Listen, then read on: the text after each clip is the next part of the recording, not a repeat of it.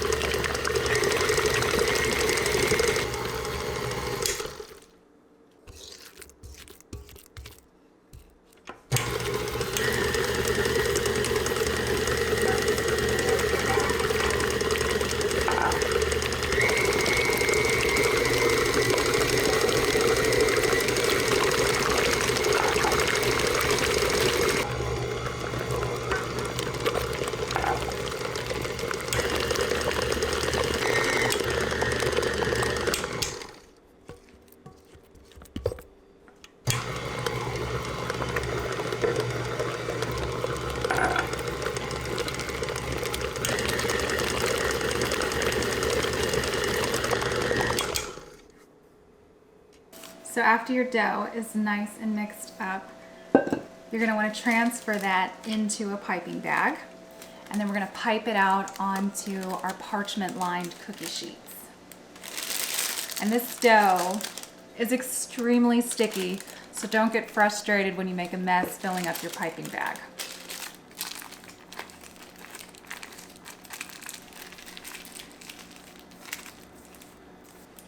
Okay, I'm going to be using a star tip to be able to pipe out my profiteroles, but you can use a rounded tip if you want.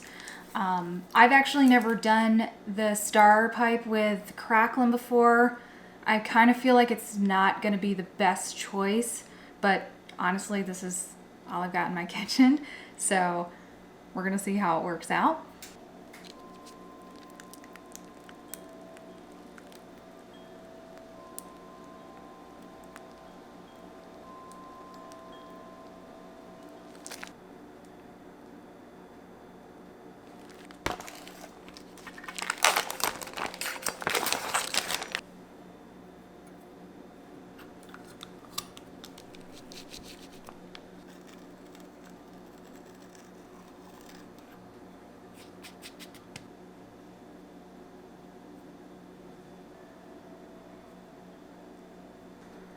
So our first batch of profiteroles is going to go into the 375-degree oven for about 30 minutes.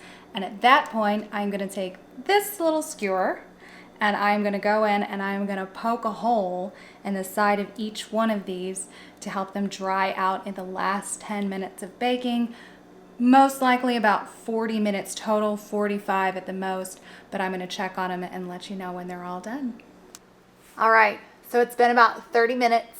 And my cream puffs are nice and puffed up and rounded on top and starting to get golden brown, and it is time to give them a poke. And this is going to help them dry out and thus hold their shape and give me as much room as possible to fill them with those delicious custards. All right, let's do this.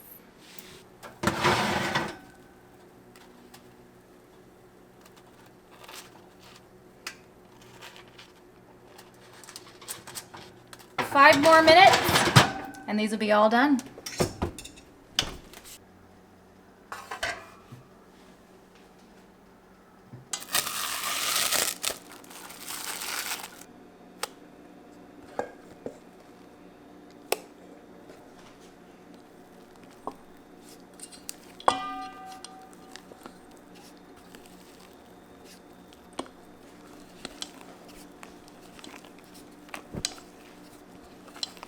All right, so our profiterole shells are nice and cool and they have the sound of approval. Very hollow, that's perfect. Our pastry creams are also chilled. Now I've got 2 pastry bags. I'm gonna fill them with each of the flavors of my pastry creams and start piping into the profiteroles. And then you know what's next. Tasting.